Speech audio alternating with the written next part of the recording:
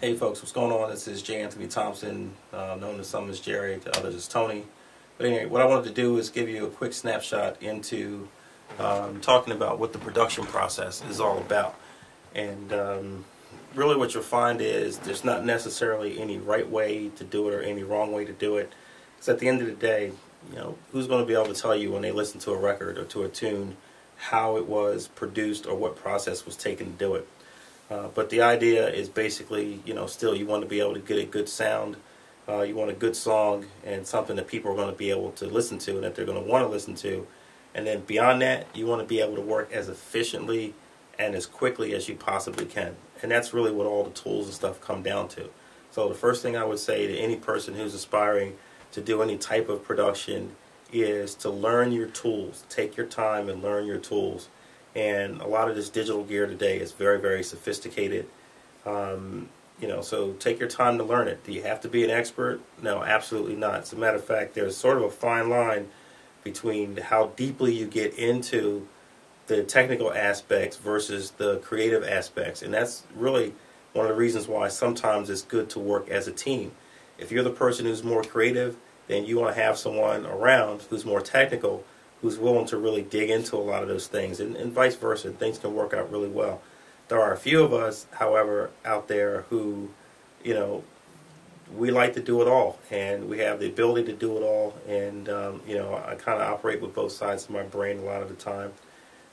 So it's not as much a challenge for me to be able to get a lot of these things done. But even with that, there's a limit. With any one keyboard or module or piece of software, it's sort of like using a word processor. There's certain functions you're going to use all the time, and others that you're going to hope that are going to be there when you need it. So the other thing I'll say too is whatever tools you decide to work with, make sure that there's good support, especially on the internet, because when you're in a session at 1 o'clock in the morning, there's not going to be a support line you're going to be able to call. So enough said about that. So let's dive right in. I'd like to say that I have something specific that we're going to work on, but not really. I'm just going to kind of make up something as we go, just to kind of talk about different ways to do things. So what I like to start with, working in Logic, is I like to use a standard template that kind of has a lot of my settings and other things like that in it, and it makes my work a lot easier, and hopefully you'll do the same thing. Whatever software or tool you're using, set up a basic template, something that has a nice drum kit that you usually like to start with, a bass sound, a keyboard sound, things like that, because again, you want to be able to stay in the flow of what's happening creatively. Alright, so hold on one sec and we're going to get started. Okay, so we're here, we're ready to dive in, and as I said, I have a basic template set up here, and it kind of has a lot of the raw stuff I like to use. So for me, I typically start with something rhythmic. Sometimes if it's something very melodic, I will start with a piano or something first and then kind of build around it. But for the most part, 9 times out of 10, I'm going to start with at least a rhythm track, even if it's really bland, to give me something to play to, and it kind of helps to lock the track together. Gives me less work to do later on in terms of having to replay a bunch of things. Although, as we get into this, what I'm probably going to do is put down a basic keyboard part, which has the pretty much what I want. And then after everything else gets built around it, I'll then go back sometimes and I will change out the piano part, because now I have something to play to. So being somewhat more of a musician, that kind of works out better for me. I know some people who don't play as much, they go about it a little bit differently. But I like to really be able to get my best performances in. Also, I will say this too, is that as you're doing each instrument, you want to try to really get yourself in mind of that musician. So for me, I actually get a mental picture of someone actually playing that instrument. And even if it's not something that's my forte, I try to imagine, if I were, a saxophone player or a flautist or something like that, how would I play that? So actually, I'll visualize characters actually playing those songs or those parts. And it really kind of helps to bring it together, and it kind of helps to keep your music from getting stale at the same time. So again, enough said about that. So I'm going to start with a little kick part.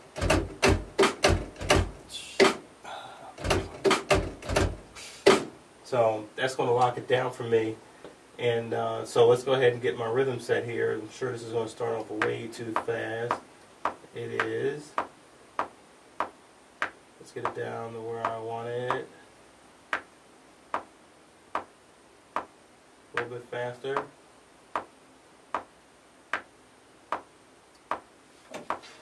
Alright, so that kind of works for me. We're at 76 beats per minute.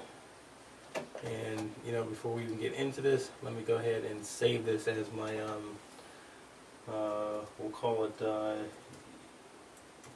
YouTube on, so I don't destroy my, my template. Alright, so let's just dive in. It's going to give me a measure.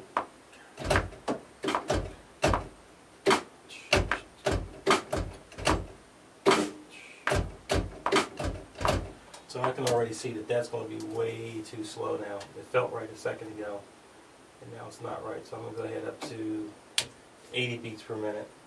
And again, I could play this and then adjust the tempo afterwards, but because it is so much about feel, I want to kind of get it as close to right the first time as possible.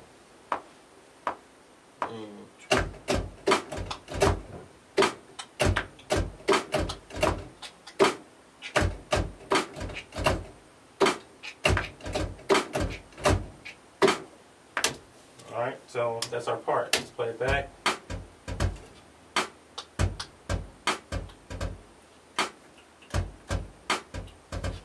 Alright, I'm going to go ahead and quantize this. And again, your rhythm parts, as much as possible, you do want to quantize these. And you see that just kind of took the feel right out of it. So that is not the way that we want to go about doing this one.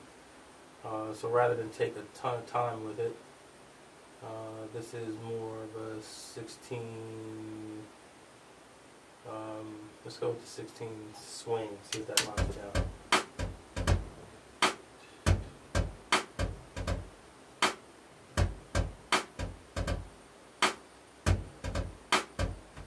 Alright, and in Logic I'm just going to hit the loop button, go ahead and loop that phrase.